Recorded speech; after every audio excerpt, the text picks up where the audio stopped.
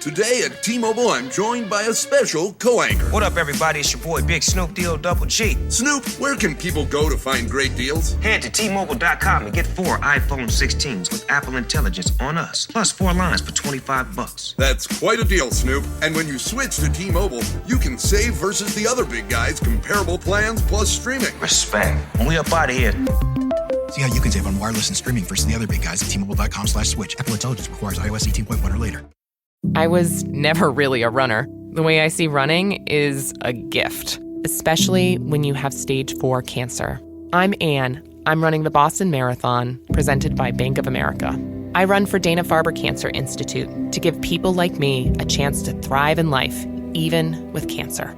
Join Bank of America in helping Anne's cause. Give if you can at BofA.com/supportAnne. What would you like the power to do? References to charitable organizations is not an endorsement by Bank of America Corporation. Copyright 2025. Oh, wonder-working power in the precious... Incredible as they seem, are not the results of mass hysteria.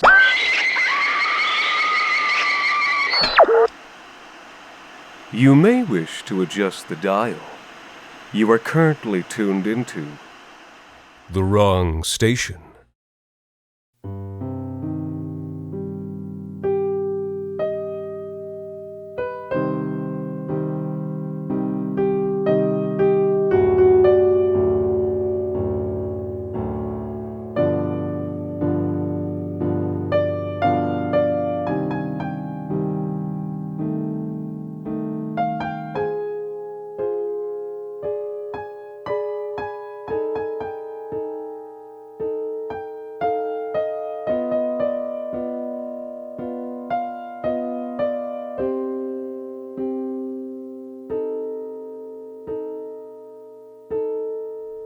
Come on in, right this way.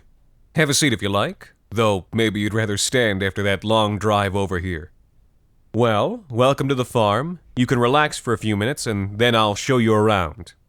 I guess you may have been surprised by the size of the place when you drove up. I know that I was insisting that I'm not a farmer, so maybe you expected something smaller, but the full facilities do cover quite a large area. Still, though, I do much prefer to think of myself as a breeder rather than a farmer.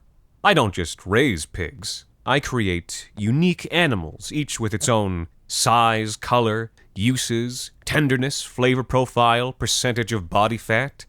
You're not going to find the meat from my pigs in some market square or on a grocery store shelf. I provide a very specialized service and cater only to the small clientele who are willing to pay my prices.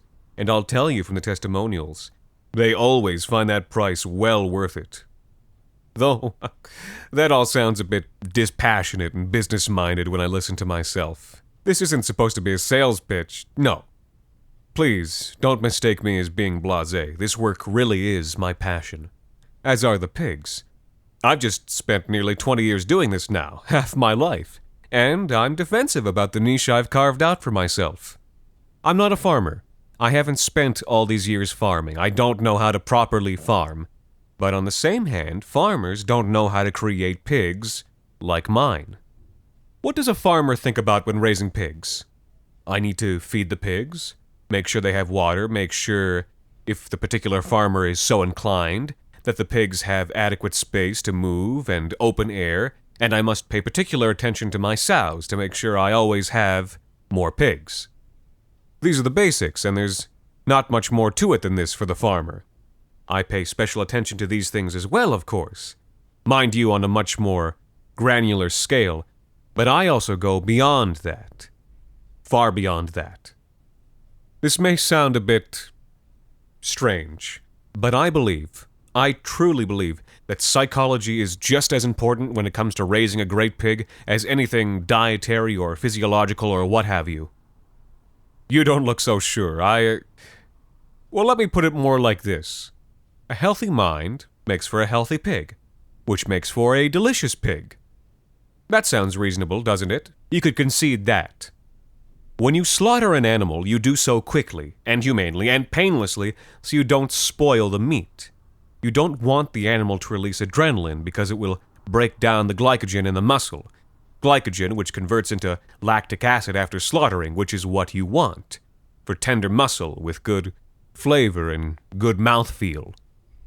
Working backwards from that concept, I strive to give my pigs as stress-free a life as possible. A high quality of life, which I believe requires soothing and even stimulating the mind. I talk to the pigs every morning. Not with them, of course, just to them, just to say, hello, good morning, my dears. I play music for them. I have the pens and open areas painted with pleasing artwork, and I read to them.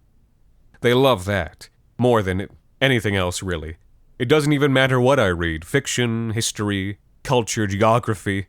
I could read a book on mathematical theory, and the pigs would just sit there, smiling, soaking up every little bit. I think so, at least. Those pigs do love me. I always have a small ache in my heart when it's time to slaughter them. Nothing that's ever stopped me, but not insignificant. They never see it coming, of course. It's just a few of the pigs being taken out for a walk with me, though the others might wonder where their family and friends have gone when they don't come back. They must wonder. No, they never see it coming. It all sounds unorthodox, I'm sure, but I've had success so far. Success. Yes, though not necessarily satisfaction. I don't sell my best pigs, the ones that I know will taste the very best, ever. I may, one day, but not now. Not when I still haven't gotten it quite right. I'm a bit of a perfectionist, you know. I just hate showing people my work before it's ready. I should clarify, I said best pigs. That is not to degrade or diminish my other pigs, each of which is perfectly tailored for its intended market and buyer.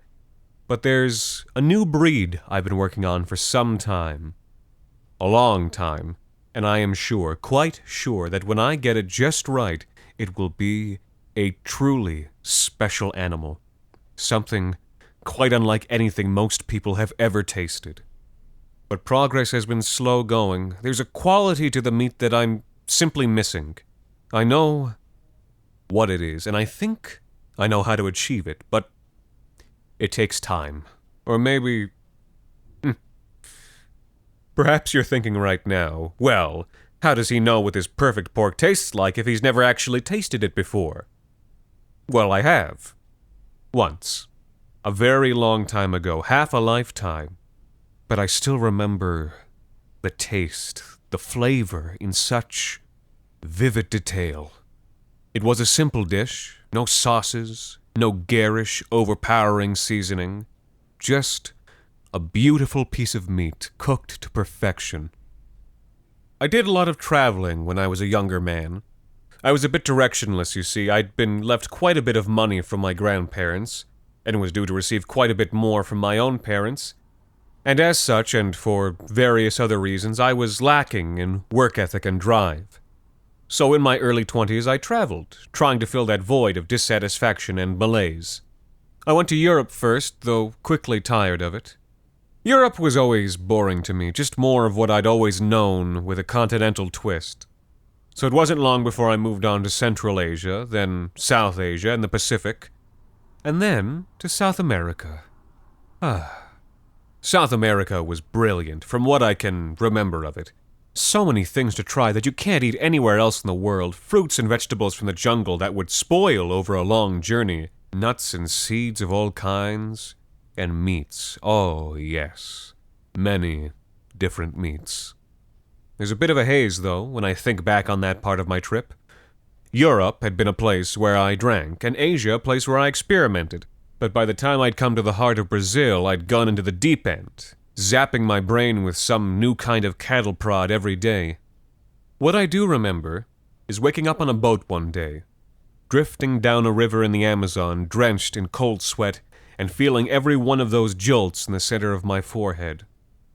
The men on the boat told me that I'd been non-verbal for days, occasionally falling in and out of a lucid state, but otherwise catatonic. I didn't recognize the men, but that didn't concern me. For the entire latter half of the trip, I'd been hiring chaperones, guides to show me around the regions, the kind of people who wouldn't think twice about my indulgent requests, and who would make sure that I wasn't being swindled. or at least so that I knew who I was being swindled by. I assumed the men on the boat were such, that I'd hired in some forgotten stupor. There were two of them, in addition to a third man who seemed to be the owner and skipper of the boat we were on. They were both lean and tall, with dark hair and dark skin. I couldn't tell exactly where they were from, either by appearance or by voice. They didn't have the look of Pardo-Brazilians, or of African descent, or of any of the indigenous people I'd met up to that point. In my haze, I had no recollection of where I could have hired them or where we'd even set sail from. I asked where we were going. The young man was hungry, said one of the men in clear English. Clear, but again with an unquestionable though unidentifiable accent. So we are taking the young man to the feast. To this day, I still don't know where it was that they took me. It could have been anywhere in the rainforest, that crush of green. To the feast. It made sense. I didn't know what I'd actually told them, but that all made sense. Food had been the only thing I'd ever really cared about, been passionate about. I'm not sure why, but I'd just always had a keen interest in flavors and cooking styles, and above all, trying new things. Seeking new gastronomic experiences had been the only constant of that entire journey, whether sober or not. So now I was being taken to a feast. And it was a feast. Fruits of every color of the rainbow laid out, some raw, some grilled or roasted, nuts, seeds and eggs, hundreds of fish, and birds of all sizes. Men and women who looked and sounded like the men who had brought me there were in attendance, eating and laughing and seeing to the cooking fires. I was welcomed with open arms and wide smiles. I barely had time to sit before I was plied with everything they had to offer. No one thing went untried. Hours passed, and as the sun began to set, I wandered away from the larger group, trying in vain to walk off my gluttony. And as I was walking, I was suddenly struck by the most unbelievable smell. The unmistakable smell of roasting meat. Now, I was stuffed to the gills. You could imagine food falling out of my mouth if I even opened it. The smell of even more should have made me sick, and yet I couldn't help but be drawn toward it. It carried me away from the feast, to the far end of this tiny riverside settlement, and before long I came upon them. It was a roast indeed, and a small group preparing to eat. A family, it seemed, and a gathering far more quiet and somber than the one just a few 100 feet away. I could see the meat there in the fire, cooking while wrapped in big, palm-like leaves. I'd seen something like this a number of times. And then I noticed those people staring at me, sad and confused looks on their dour faces. I didn't understand those looks at the time, and I didn't care. All I could think about was that incredible smell, and I wasn't going to wait for an invitation. But as I motioned towards the fire, and as the family's looks turned to shocked protests, I felt a strong hand grab me by the shoulder. I turned, and it was one of my guides. The man, who had been all smiles and laughs at the feast, now had a grave look on his face as well. "That is not for you," he said. I couldn't believe what I was hearing. There I was, a guest, and I was being denied what I wanted. I didn't know how much I'd paid the man, but I'm sure it was enough to feed that small village for half a year. He must have seen the flash of anger in my face, because his tone then changed from commanding to reasoning. "Please, sir, there is much more to eat at the feast. Come back. Leave them be." I looked back at the family. Now that I paid more attention, I saw that there was really only one adult, a mother, and children who might have ranged from 3 to 15. The mother looked concerned, with anger hidden behind her eyes. The eldest child, a boy, didn't hide his at all. I looked back at my host, who was gesturing insistently, thought of where I was and that I was alone, and returned back to the feast. Until late evening, that is. No, once everyone had fallen asleep, I returned, because when I want something, I make sure I get it. Luckily enough, there was still something left. A single, long, thin slice of meat, hanging over the smoke. It was a large piece, light-colored. It looked like a big slice of flank or thigh. Looking at it, I was a bit disappointed. This is it, I thought. After all those colors and aromas and flavors I'd been offered, and after all that fuss earlier. It wasn't a particularly interesting-looking piece of food, lean and kind of pale. The skin had been taken off, so there was no crackling or bark. But still, there was that entrancing smell, faded now, but still there. Not quite a delicious smell, you would say, but still potent and enticing. So having already resolved to eat it, I disregarded appearances and took a bite. And I was transported. It's difficult for me to fully describe the experience to you. I've talked about taste and texture, but it really transcended that. There was something mystical about it, as though power and spirit entered my body and filled me up. My head began to spin. Whether it was heat exhaustion from sitting in the sun all day, or bloat and melatonin, or some trailing remainder of some drug, I felt all that power rush out of me at once, and felt my eyes grow heavy, until everything was black. And when I woke up, I was on the boat again, this time alone with the skipper, far away from where I'd been. The boatman, seeing that I'd woken up, turned to me with a familiar grave look. "It wasn't right for you to eat that," he said nervously. And ignoring any sense of shame that these people seemed to keep trying to project onto me, my response was simply, "What did I eat?" He motioned to answer, then stopped, then muttered something while looking away from me. "Pig," he said. And with that, I drifted back off under the blazing sun. Does it ever feel like you're a marketing professional just speaking into the void? Well, with LinkedIn ads, you can know you're reaching the right decision makers. You can even target buyers by job title, industry, company, seniority, skills. Wait, did I say job title yet? Get started today and see how you can avoid the void and reach the right buyers with LinkedIn ads. We'll even give you a $100 credit on your next campaign. Get started at linkedin.com/results. Terms and conditions apply.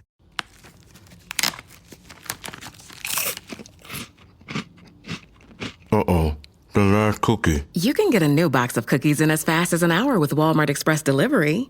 Are you my guilty self-conscience? No, I'm the voice offering you promo code EXPRESS for free delivery on your first order. Hey, who ate my cookies? You mean, these cookies? Order now. Welcome to your Walmart. Promotion valid for first express delivery order. $50 minimum subject to availability. Restrictions apply. From that point on, there was a change in me. I became wholly obsessed with recreating that experience. First, I tried to find out where I'd been and how to go back. I tried to ask the skipper when he dropped me off, but he refused more money, and that was the last I saw of him. I asked locals along every stretch of every river, but nobody knew where I was speaking of. Maps were useless without any point of reference. I knew that I could spend a lifetime trying to find that place again, and still never succeed. It quickly became clear to me that I would never visit there again. So instead of eating the genuine thing, it fell upon me to recreate the dish. I trawled through recipes, those written and those passed along orally, researched, consulted internationally renowned chefs. Eventually, I had something that had the appearance of what I'd eaten, the taste. Even the smell was, well, not close, but not distant. But it wasn't the same. Nothing came close to giving me that same feeling. And I decided that it must have been the pig itself, the kind of pig that was the truly important thing. So I began researching breeding and historical lines of pig species. It wasn't easy, you know. There's not a lot of breeding information about pigs in that part of the world, barely any on the domesticated ones, and certainly not any at all on the invasive wild ones. It was never an animal that was native to the Americas, especially that deep in the rainforest. In any case, that was the beginning of all this. My rededication of purpose in life eventually became my business and trade as well, out of necessity. I may have been well off, but I didn't have an unlimited amount of money to throw at this venture, and clearly I had to do something with these pigs. All these failed attempts. I don't like pigs very much. No, not very much at all. That must seem absurd to you. And yes, I said that I feel an ache in my heart when it's time to slaughter the animals.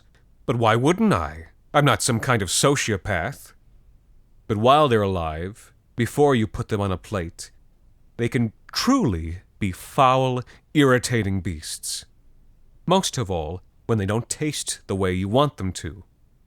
10 years, I waited patiently, waiting for the fruits of my research, my obsessive breeding, but nothing, not a step closer. And by that time, I was finally willing to admit it to myself. I know what it is that I ate that night. It's not even worth saying aloud. I realized it, and I knew that I couldn't very well go down that path. That would be utterly depraved. But in admitting it to myself, there was liberation, and a new path was now open to me. The flesh of the pig, it's very similar, the most similar. So I then set out to make it even more so.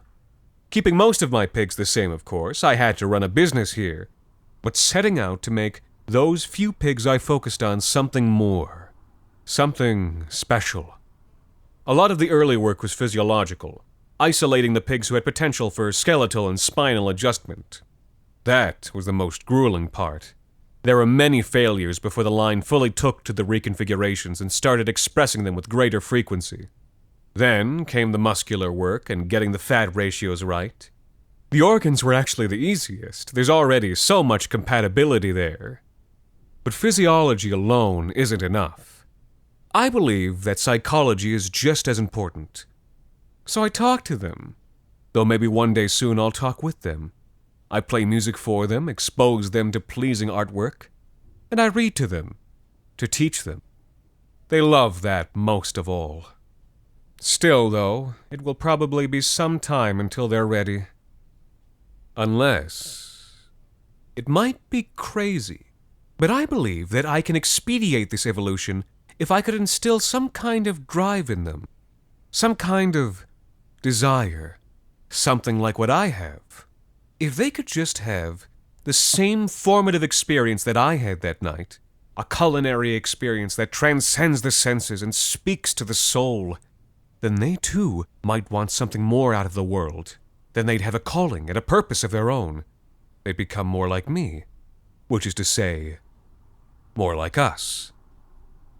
No, I can't go ahead and feed my pigs other pigs. That would be abominable. But maybe feeding them something close to it would do the trick. I have something to show you. Georgie, you can come in now.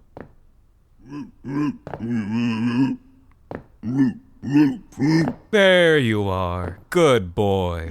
Look at that. Look at how he can stand up straight on his own. It's wonderful.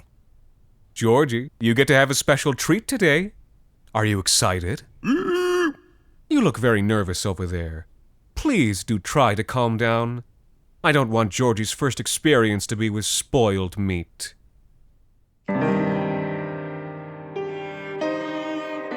The Wrong Station is made possible by the generous support of our listeners on Patreon. Consider visiting today at patreon.com/thewrongstation. This week's episode, A Long Slice of Ham, was written by Anthony Botelho. The Wrong Station is co-produced by Alexander Saxton, Anthony Botelho, and Jacob Duarte Spiel, with music composed and performed on the piano by Ilan Citrin, and arranged for the viola and performed by Ilana Schmid. You can subscribe to The Wrong Station on iTunes, Google Play Music, Spotify, and any other of your favorite podcast services. You can follow The Wrong Station on Facebook, Twitter, and email us at thewrongstation@gmail.com. You can also follow The Wrong Station creative team on Twitter at AEW Saxton, AJV Botelho, and Jacob BRDS. Tune in next Sunday for our latest episode, Snip or Treat. Until next time, thank you for listening.